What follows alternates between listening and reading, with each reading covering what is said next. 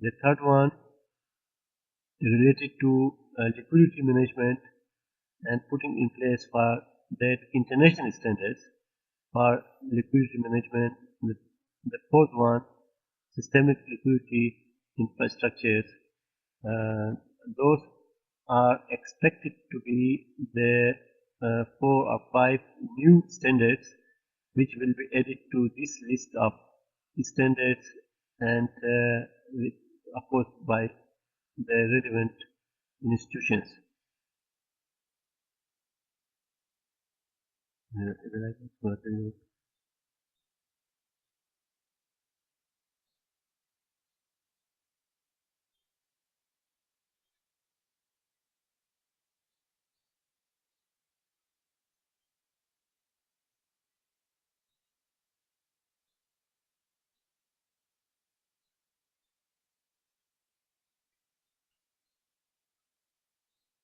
Now, the challenges of development of Islamic financial architecture. In the first challenge in the list is the development of an enabling environment for the Islamic financial services, which is the development of the legal, regulatory, tax, and supervisory framework for the Islamic financial services industry. In many countries, these are actually developed, but in many countries, this is a great challenge.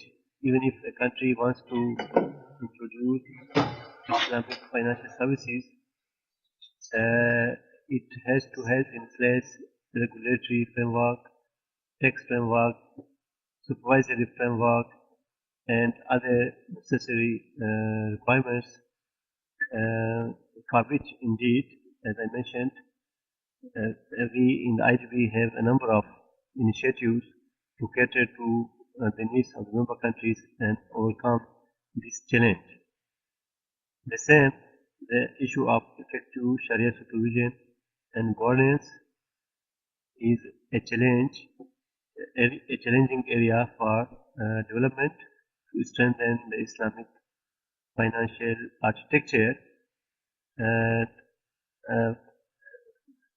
In this, indeed, it's a long-term issue, and there is a lot of effort which we are offering in terms of training Sharia supervisors, as well as teaching in the religious institutions Islamic banking and finance, but it is a long-term challenge. Then there is a challenge of balancing the speed with the genuineness. The industry is growing very fast, and in that process, a number of contracts are being used which are criticized of not being genuine, and with the speed of growth, those contracts are increasing. For example, there is a very serious objection on the use of tawarruq and commodity murabaha, and it is even argued very strongly that such type of contract in fact weaken the Islamic financial architecture and could lead to problems of financial crisis if these type of contracts are not controlled and genuine Islamic financial contracts are put in place.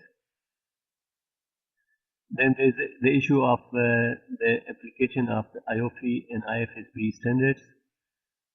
As I mentioned, in many countries, these standards are not actually applied.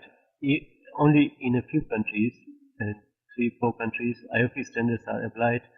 In 3-4 other countries, IFSB standards are applied. Unless these standards are applied, it means that the Islamic financial infrastructure is not developed, and the Islamic financial architecture is not effective as it should be. The fifth challenge is safeguarding against systemic risks of conventional system that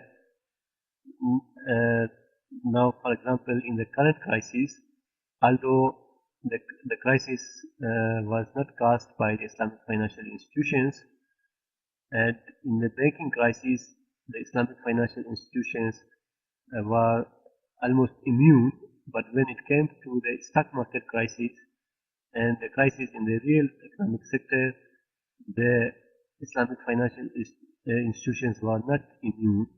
So the challenge is that even a crisis which is caused by the conventional financial system will have a weakening implication for the Islamic financial institutions, and it will do so more if the Islamic financial institutions are exposed to risks of conventional institutions by having a weak and not genuine Islamic financial contracts. Then there is the challenge of preventing the risks transmission from conventional to Islamic financial institutions through the Islamic windows.